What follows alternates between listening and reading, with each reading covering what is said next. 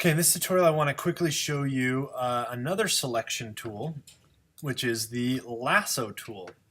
And there are three types of Lasso tools here. I'm going to show you all three, but really they all do basically the same thing. The Lasso tool is the only tool that allows you to make a freehand selection. And so what that means is that I can just click and drag however I want, and I can make a selection out of that.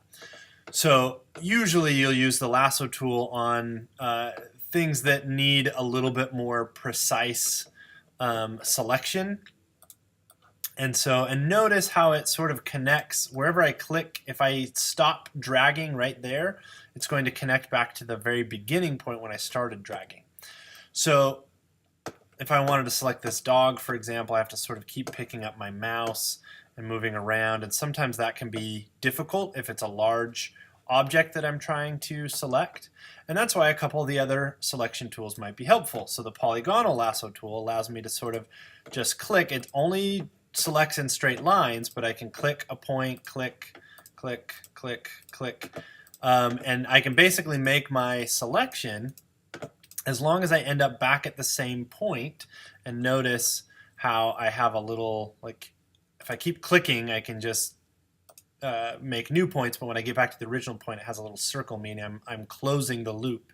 And when I close the loop, it makes that selection for me. So that's the polygonal lasso, which is, again, straight lines. And then the magnetic lasso it tries to detect edges. And so I can sort of just drag my mouse. I'm not even clicking. I'm just sort of dragging my mouse, and it's trying to detect the edge. If I want to make sure that it detects an edge, I can click and make a point, but I can basically just drag my mouse along the edge of an object, and it will start to make that connection. And then I can come back again to the very beginning point and click, and it will have made a selection on whatever it is that I wanted to select.